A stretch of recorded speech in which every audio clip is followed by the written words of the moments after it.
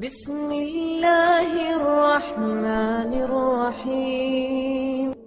إن الحمد لله نحمده ونستعينه ونستغفره ونعوذ بالله من شرور أنفسنا ومن سيئات أعمالنا من يهده الله فلا مضل له ومن يضلله فلا هادي له وأشهد أن لا إله إلا الله وحده لا شريك له وأشهد أن محمدا عبده ورسوله أما بعد بسم الله الرحمن الرحيم. ارکان نماز کے 14 ارکان ہے. نمبر 1 قیام بشرط طاقت. نمبر 2 تکبیر تحریمہ. نمبر 3 سورہ فاتحہ پڑھنا. نمبر 4 رکوع کرنا. نمبر 5 قوما کرنا، رکوع سے سر اٹھانے کے بعد کھڑے ہونا. نمبر 6 7 اعضاء پر سجدہ کرنا. نمبر 7 اعتدال. نمبر 8 2 سجدوں کے درمیان بیٹھنا، جلسہ. نمبر 9 تمام ارکان کی ادائیگی میں اطمینان. نمبر 10 ترتیب. نمبر 11 آخری تشہد التحیات پڑھنا. نمبر 12 تشہد پڑھنے کے لیے بیٹھنا، قاعدہ ثانیہ. نمبر 13 نبی اکرم صلی اللہ علیہ وسلم پر درود شریف پڑھنا. نمبر 14 دونوں طرف سلام پھیرنا. پہلا رکن قیام بشرط طاقت. اگر طاقت ہو تو قیام کھڑے ہو کر سورہ فاتحہ اور کوئی دوسری صورت پڑھنا نماز کا رکن ہے، جس کی دلیل اللہ تعالیٰ کا یہ ارشاد حقیقت بنیاد ہے: حافظوا علی الصلوات والصلاة الوسطی وقوموا للہ قانتین. اپنی نمازوں کی نگہداشت رکھو، خصوصاً وسطی نماز عصر کی، اور اللہ کے آگے اس طرح کھڑے رہو جیسے فرمانبردار غلام کھڑے ہوتے ہیں. قیام کو طاقت کے ساتھ مقید کر دیا گیا ہے تاکہ بوڑھے، ضعیف، کمزور، ناتواں اور مریضوں کو کھڑے ہونے سے مستثنی کر دیا جائے. مگر جو لوگ صحت مند اور طاقتور ہونے کے باوجود بیٹھ کر نماز سنن اور نوافل ادا کرتے ہیں، ان کے لیے درس عبرت اور لمحہ فکریہ ہے. دوسرا رکن تکبیر تحریمہ. نماز کا دوسرا رکن تکبیر تحریمہ، کانوں یا کندھوں تک ہاتھ اٹھاتے ہوئے اللہ اکبر کہنا ہے، جس کی دلیل یہ حدیث نبوی صلی اللہ علیہ وسلم ہے. ترجمہ ہے: نماز کی تحریم، گفتگو وغیرہ کا حرام ہونا، اللہ اکبر کہنا، اور اس کی تحلیل، گفتگو وغیرہ کا حلال ہونا، سلام پھیرنا ہے. تکبیر تحریمہ کے بعد دعائے افتتاح پڑھے، جس کا پڑھنا سنت ہے. وہ دعا یہ ہے: سبحانک اللہم وبحمدک وتبارک اسمک وتعالی جدک ولا الہ غیرک. پاک ہے تو اے اللہ اپنی تعریفوں کے ساتھ، تیرا نام اور تیری بزرگی بلند ہے، اور تیرے سوا کوئی معبود برحق نہیں ہے. شرح مفردات. سبحانک اللہم، اے اللہ میں تیرے جلال کے شایان شان تیری پاکیزگی بیان کرتا ہوں. وبحمدک، تیری ہر قسم کی حمد اور ثنا خوانی کرتا ہوں. وتبارک اسمک، برکت تیرے ہی ذکر سے حاصل ہوتی ہے. وتعالی جدک، تیری عظمت بہت بلند و بالا ہے. ولا الہ غیرک، اے اللہ اس ارض و سما میں تیرے سوا کوئی معبود برحق نہیں ہے. اس کے بعد یہ تعوذ پڑھے: اعوذ باللہ من الشیطان الرجیم، میں شیطان مردود سے اللہ کی پناہ مانگتا ہوں. شرح مفردات.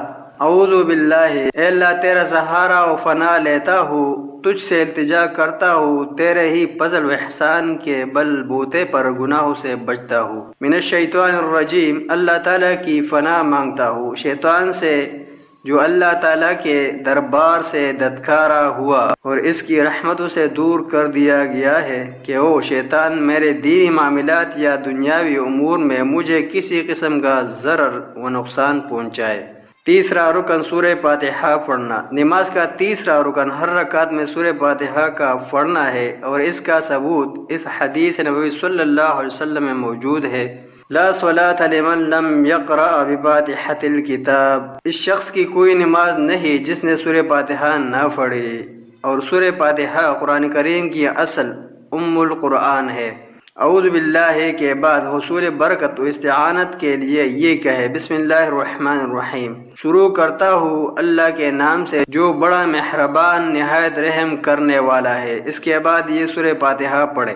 الحمدللہ رب العالمین الرحمن الرحیم مالک یوم الدین ایاک نعبد و ایاک نستعین اہدنا الصراط المستقیم صراط الذین انعمت علیہم غیر المغضوب علیہم ولا الضالین آمین۔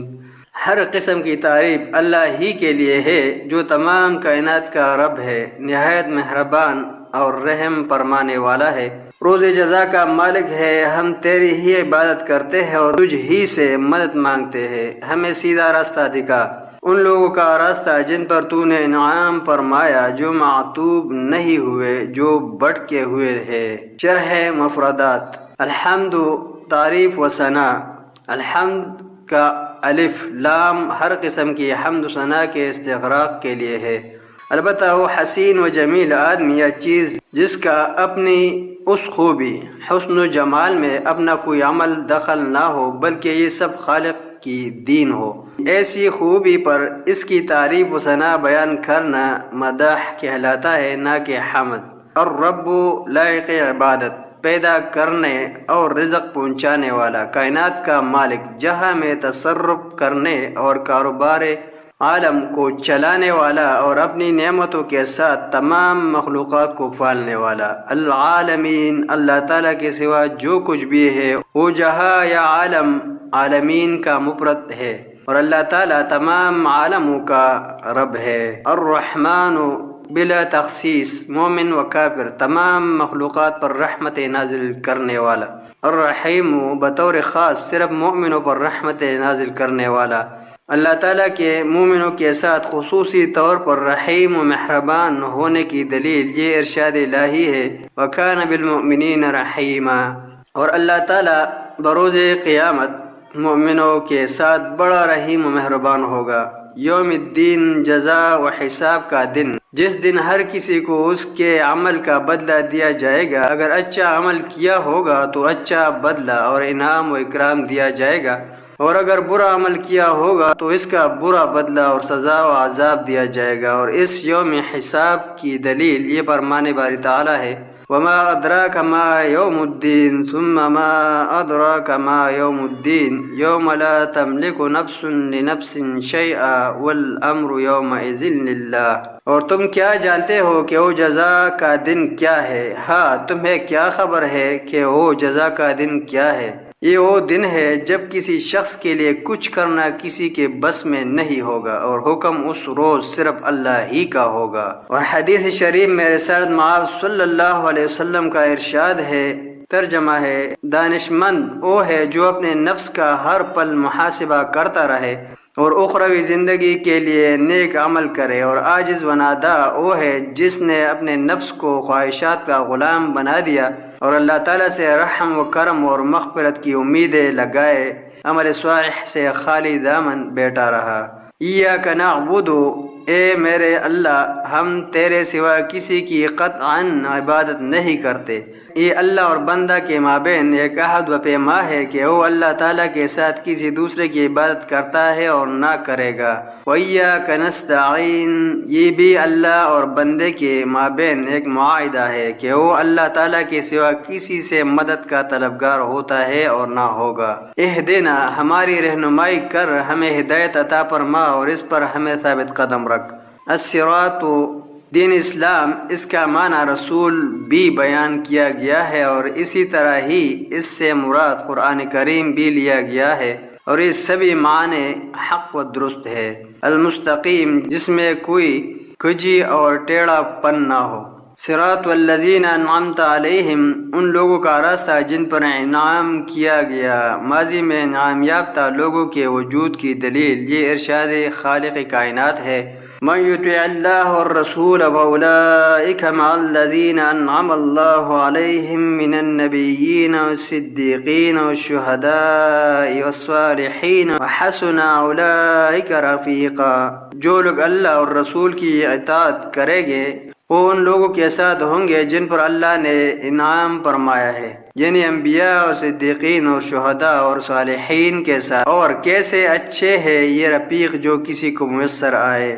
غیر المغضوب علیہم، ان لوگوں کا راستہ نہیں جن پر تیرا غضب نازل ہوا۔ ان سے مراد یہودی ہے جن کے پاس علم تو تھا مگر انہوں نے اس پر عمل نہ کیا۔ اللہ تعالیٰ سے دعا کرے کہ ان کے راستے سے محفوظ رکھے۔ والضالین، اور نہ گمراہوں کا راستہ، ان سے مراد عیسائی ہے جو جہالت و گمراہی کی حالت میں اللہ تعالیٰ کی عبادت کرتے تھے۔ اللہ تعالیٰ سے دعا کرے کہ ان کے راستے سے بھی محفوظ رکھے، آمین۔ سابقہ زمانہ میں گمراہی کے وجود کی دلیل یہ فرمان باری تعالیٰ ہے، قُلْ هَلْ نُنَبِّئُكُمْ بِالْأَخْسَرِينَ أَعْمَالًا الَّذِينَ ضَلَّ سَعْيُهُمْ فِي الْحَيَاةِ الدُّنْيَا وَهُمْ يَحْسَبُونَ أَنَّهُمْ يُحْسِنُونَ صُنْعًا۔ اے نبی ان سے کہو کیا ہم تمہیں بتائیں کہ اپنے اعمال میں سب سے زیادہ ناکام و نامراد کون لوگ ہیں؟ وہ کہ دنیاوی زندگی میں جن کی ساری سعی و جہد راہ راست سے بھٹکی رہی اور وہ سمجھتے رہے کہ سب کچھ ٹھیک کر رہے ہیں۔ اور یہود و نصارہ کے بارے میں یہ حدیث رسالت مآب صلی اللہ علیہ وسلم بھی دلیل ہے، ترجمہ ہے، تم یقیناً اس سے پہلے گزرے ہوئے لوگوں کی راستے عادات کو بعینہ اپناؤ گے، یہاں تک کہ اگر وہ کسی گو کی بل میں داخل ہوئے تھے تو تم بھی اس میں داخل ہوں گے۔ صحابہ کرام رضی اللہ عنہم نے کہا، یہ اللہ کے رسول صلی اللہ علیہ وسلم، گزرے ہوئے لوگوں سے آپ کی مراد یہودی و عیسائی ہے؟ تو آپ صلی اللہ علیہ وسلم نے فرمایا، او نہیں تو اور کون ہے؟ معنی یہ ہے کہ یہ امت اہل کتاب کے کرتوت اپنا لے گی۔ اور یہ بھی کہا جاتا ہے کہ گو کی بل میں داخل ہونے کا اصل واقعہ یہ ہے کہ سام اپنی بل خود نہیں بناتا بلکہ گو کی بنی بنائی بل سے اس کو نکال کر زبردستی خود اس میں ڈیرا لگا لیتا ہے، جو اس کے گو پر ظلم کی انتہائی بیانک شکل ہے۔ یہی وجہ ہے کہ سام کا ظلم ضرب المثل بن گیا اور ظالم کے بارے میں کہا جانے لگا کہ فلاں آدمی اظلم من الحی، سام سے بھی زیادہ ظالم ہے۔ ایک دوسری حدیث نبی صلی اللہ علیہ وسلم میں ہے، ترجمہ ہے، یہود 71 فرقوں میں بڑھ گئے اور عیسائیوں کے 72 فرقے بن گئے اور یہ امت محمدیہ 73 فرقوں میں تقسیم ہو جائے گی۔ تمام فرقے جہنم میں جائیں گے سوائے ایک کے۔ صحابہ کرام رضی اللہ عنہم کہتے ہیں، ہم نے پوچھا کہ وہ کون سا فرقہ ہوگا؟ آپ صلی اللہ علیہ وسلم نے فرمایا، جن کا عمل اس طرح کا ہوگا جس طرح کا آج میرا اور میرے صحابہ رضی اللہ عنہم کا ہے۔